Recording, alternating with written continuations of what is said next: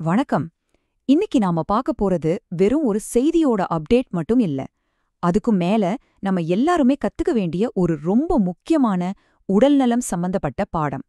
ஆமாங்க, ரோபோ ஷங்கரோட கதை அது நம்ம எல்லாருக்குமே ஒரு பெரிய எச்சரிக்கை மணி. பாருங்க, இந்த சோகமான செய்திக்குள்ள ஒரு ஆழமான உண்மை ஒளிஞ்சிருக்கு. இது ஏதோ ஒரு தனி நபரோட கதைன்னு மட்டும் நினைச்சிடாதுங்க.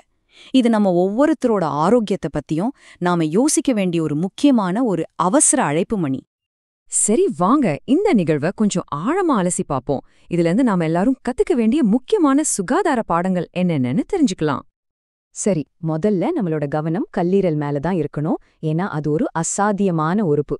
அதோட அபாரமான சக்திக்கும் அதே நேரத்துல அது ரொம்ப சுலபமா செயலிழந்து போறதுக்குமான அந்த முரண்பாட்டை பத்தி தான் இப்ப நாம பார்க்க போறோம். கல்லீரலுக்கு ஆங்கிலத்துல லிவர்னு சொல்றோம் இல்லையா, அதுக்கு காரணமே லைவ், அதாவது வாழ்றதுக்கு அது ஒரு அடிப்படையான உறுப்புங்கிறதுனால தான். நம்ம உடம்புக்குள்ள போற நச்சுக்களை ஒரு ஃபில்டர் மாதிரி வடிகட்டுறதுல இருந்து செரிமானத்துக்கு உதவுறது வரைக்கும் நூத்துக்கணக்கான வேலைகளை இது ஒத்தாளா செய்யுது. சிம்பிளா சொல்லணும்னா, இது இல்லாம நம்ம வாழ்க்கையே சாத்தியமே இல்ல. நம்ம பார்த்த சோர்ஸ் கட்டுரையில டாக்டர் ஒருத்தர் சொன்ன விஷயம் அப்படியே மனசுல நிக்குது. அவர் என்ன சொல்றாருன்னா, கல்லீரலுங்கிறது ஒருபோதும் சாகாத ஒரு உறுப்பாம். அதோட ஒரு சின்ன துண்டு இருந்தா கூட போதும், அது முழுசா வளர்ந்து ஒரு உயிரையே காப்பாத்திரும். ஆனா அதே உறுப்பு ஒரு தடவை செயலிழந்து போச்சுன்னா அப்புறம் ஒருத்தரை காப்பாத்துறதுங்கிறது கிட்டத்தட்ட சாத்தியமே இல்லாத ஒண்ணு. இங்கதான் ஒரு பெரிய கேள்வி வருது இல்லையா? தனக்குத்தானே சரி பண்ணிக்கிற அளவுக்கு சக்தி வாய்ந்த ஒரு உறுப்பு எப்படி செயலிழந்து போகும்? அப்படி என்னதான் நடந்திருக்க முடியும்? சரி, இதுக்கான சாத்தியமான பதில்களை தான் நம்ம இப்போ ஒன்னொன்னா பார்க்க போறோம். நம்ம பார்த்த சோர்ஸ் கட்டுரை சில சாத்தியமான காரணங்களை முன்வைக்குது. ஆனா ஒரு விஷயத்த நம்ம தெளிவா புரிஞ்சுக்கணும். இப்ப நம்ம பார்க்க போறது எல்லாமே இப்படி நடந்திருக்கலாமோ அப்படிங்கிற ஒரு கருதுகோள் தானே தவிர நிரூபிக்கப்பட்ட உண்மைகள் கிடையாது. அந்த கட்டுரை முக்கியமா 3 கோணங்கள்ல இத அலசுது. 1, மது அருந்துற பழக்கம். 2வது, அவரோட வேலை சம்பந்தமா ஏற்பட்டிருக்கக்கூடிய ஆபாயங்கள். 3வது, அவர் எடுத்துக்கிட்ட மருத்துவ சிகிச்சை முறைகள். சரி, இது ஒன்னொன்னையும் நாம இப்ப கொஞ்சம் விரிவா பார்க்கலாம். சரி, முதல்ல பேசப்பட்ட காரணி மது. இங்க நம்ம முக்கியமா கவனிக்க வேண்டிய விஷயம் என்னன்னா, கல்லீரல் ஏற்கனவே பாதிக்கப்பட்ட ஒரு நிலையில அப்பவும் தொடர்ந்து மது அருந்துறது எவ்வளவு பெரிய ஆபத்தை உண்டாக்கும் அப்படிங்கிறது தான். இந்த ஆபத்தோட தீவிரத்தை ஒரு நிபுணர் ரொம்ப கடுமையா எச்சரிக்கிறார். அவர் என்ன சொல்றாருன்னா, கல்லீரல் கெட்டுப்போனதுக்கு அப்புறமும் மது அருந்துறது தற்கொலைக்கு சமம்.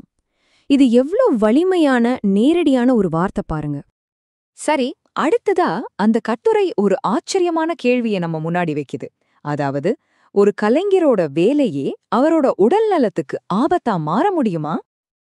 இந்த கருதுகோள் என்ன சொல்லுதுன்னா, அவரோட ஆரம்ப காலத்துல ஸ்டேஜ் நிகழ்ச்சிகளுக்காக உடம்பு முழுக்க அலுமினியம் பெயிண்ட் பூசிக்கிறது வழக்கம். நிகழ்ச்சி முடிஞ்சதும் அந்த பெயிண்டை எடுக்கிறதுக்கு மண்ணெண்ணெய் யூஸ் பண்ணி தேய்ச்சி எடுப்பாங்களாம். இப்படி பல வருஷமா இந்த ரசாயனங்களோட பழக்கத்துல இருந்தது ஒரு காரணமா இருக்குமோ அப்படிங்கிறது ஒரு ஊகம். ஆனா ஒரு விஷயத்த நாம இங்க மறுபடியும் ரொம்ப தெளிவா பதிவு பண்ணணும்.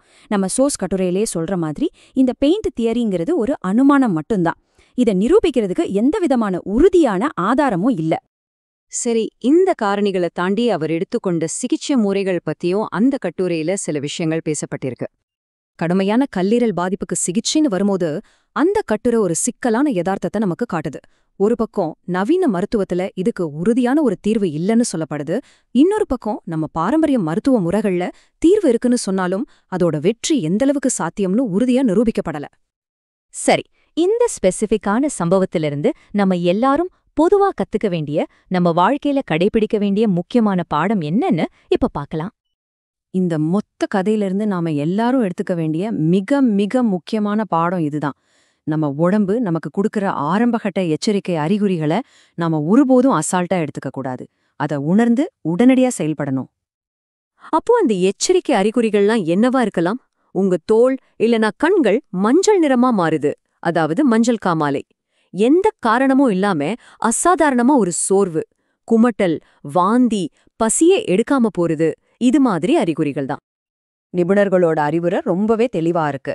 இந்த அறிகுறிகள்ல ஏதாவது ஒன்ன நீங்க உணர்ந்தா தயவு செஞ்சு அதை புறக்கணிக்காதீங்க. அதுவா சரியாயிடும்னு நாமளே ஒரு முடிவுக்கு வராம உடனடியா ஒரு டாக்டரை போய் பார்க்கறதுதான் புத்திசாலித்தனம். கடைசியா இந்த ஒரு கேள்வியோட முடிக்கலாம். இந்த கேள்வி நம்ம ஒவ்வொருத்தருக்குமானது. உங்க உடம்பு உங்களுக்கு கொடுக்கிற எச்சரிக்கை மணிகளை நீங்க சரியா கேக்குறீங்களா? நம்ம ஆரோக்கியத்தை பத்தி சிந்திச்சு நம்ம உடம்போட குரலுக்கு நாம செவி சாய்த்து விழிப்புணர்வோட இருக்கிறதுக்கு இது ஒரு முக்கியமான ஞாபகப்படுத்தலா இருக்கட்டும்.